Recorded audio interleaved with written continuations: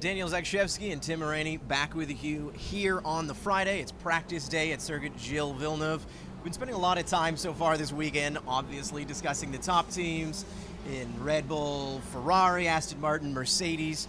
But let's talk about everyone below that, because there is a good midfield battle with these cars this season. Now, everyone has a point so far on the year, but that doesn't mean that things have gone according to plan for all of them.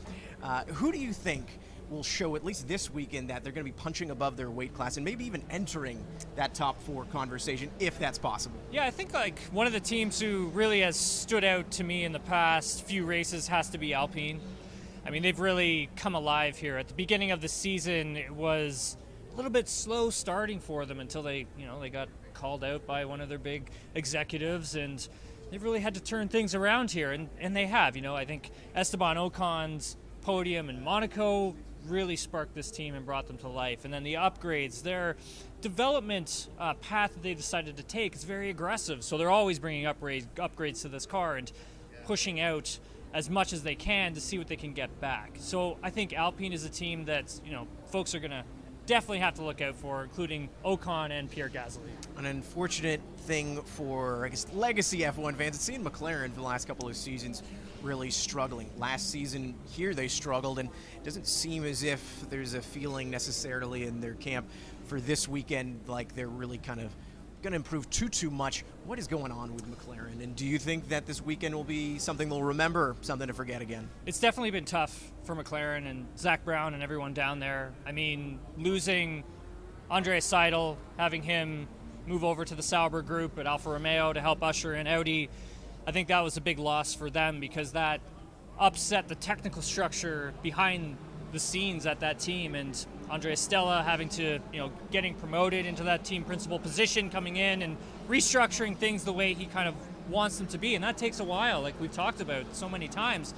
And then starting the season off, I was on a Zoom call with both Zach and Andrea Stella at the start of the season, and they were like, look, guys, this is going to be a tough start to the season. It's going to be a while before we can get back into the race here. And sure enough, it has. It's been really tough for them. They brought a big upgrade to the McLaren at Azerbaijan, and then they're probably not going to bring another big upgrade till maybe around Austria or even Silverstone, and then after the summer break they'll have another big upgrade. So for them, this season is just damage limitation. Try to claw back as much performance as you can to the cars that are in front of you.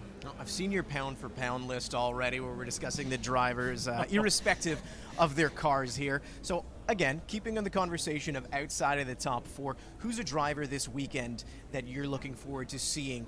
I know you're a big Yuki guy. He snuck in there. All right, was he in your top 10? Yeah, he was. He was in your top 10. Yeah, he's been great. I mean, that car hasn't been, that car's not fantastic, right? Yep. But he's been really, taking that thing beyond its limits, and really just flirting with points for Yuki has been absolutely incredible. I mean, a driver who I think is probably going to do well here is Esteban Ocon. Extremely hungry. He's very comfortable within the team, obviously. He looks really comfortable with this car now. He looks like he's really figured out what it takes to extract the performance from it. Pierre Gasly, his teammate, also another fantastic driver, but when you move teams like Gasly has, it takes a while for you to get comfortable with the team, and it takes you a while to learn their structure, learn the steering wheel, learn how they communicate. And so for Pierre, it might be a little bit slower for him here, but he was also spectacular in Spain, Z. Yeah, well, we're learning a lot about the drivers, learning a lot about the cars week to week, but we're also learning more lexicon on top of that. There's a lot of people who have been mega so far, so we'll see who's mega this weekend at Circuit Gilles Villeneuve.